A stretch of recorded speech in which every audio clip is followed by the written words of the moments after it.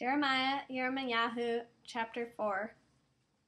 Israel, if you will return, says Adonai, yes, return to me, and if you will banish your abominations from my presence without wandering astray again, and if you will swear, as Adonai lives, in truth, justice, and righteousness, then the nations will bless themselves by him, and in him will they glory.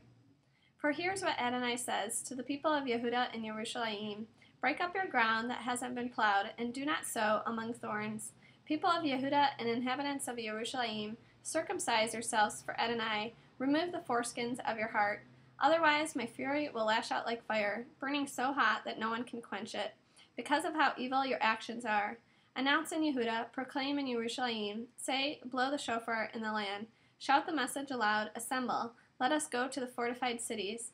Set up a signal toward Zion, head for cover without delay, for I will bring disaster from the north, yes, dire destruction. A lion has risen from his lair, a destroyer of nations has set out, left his own place to ruin your land, to demolish and depopulate your cities. So wrap yourselves in sackcloth, lament and wail, for Adonai's fierce anger has not turned away from us. When that day comes, says Adonai, the king's heart will fail him. Likewise, the princes, the Kohanim, priests will be appalled, and the prophets stupefied. Then I said, O Adonai Elohim, surely you have sadly deceived this people and Yerushalayim by saying, you will have peace, when the sword is at our very throats. At that time it will be said of this people and of Yerushalayim, a scorching wind from the desert heights is sweeping down on my people. It is not coming to winnow or cleanse. This wind of mine is too strong for that. Now I will pass sentence on them. Here he comes like the clouds, his chariots like the whirlwind, his horses faster than eagles. Woe to us, we are doomed. Wash the evil from your heart, Yerushalayim, so that you can be saved. How long will you harbor within yourselves your evil thoughts? For a voice is announcing the news from Dan, proclaiming disaster from the hills of Ephraim. Report it to the nations, proclaim about Yerushalayim. Enemies are coming from a distant country, watching and shouting their war cry.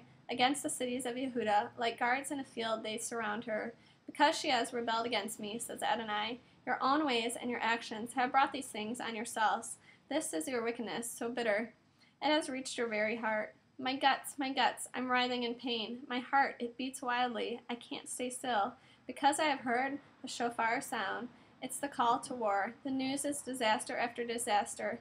All the land is ruined. My tents are suddenly destroyed. My tent curtains in an instant. How long must I see that signal and hear the shofar sound? It is because my people are foolish. They do not know me. They are stupid children, without understanding, wise when doing evil, but they don't know how to do good.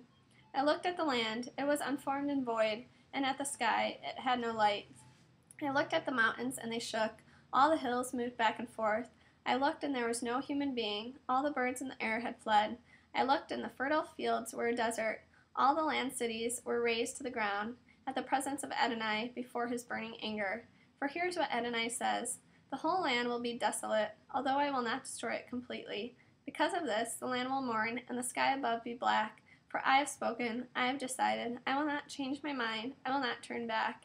At the noise of the horsemen and archers, the entire city flees. Some plunge into thickets, others climb rocks. All cities are deserted, no one lives there.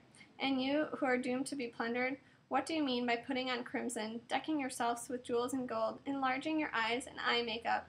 You beautify yourselves in vain. Your lovers despise you. They seek your life. For I have heard a sound like a woman in labor, in anguish giving birth to her first child. It is the sound of the daughter of Zion, gasping for breath as she spreads her hands. Woe to me! Everything in me is so weary before the killers.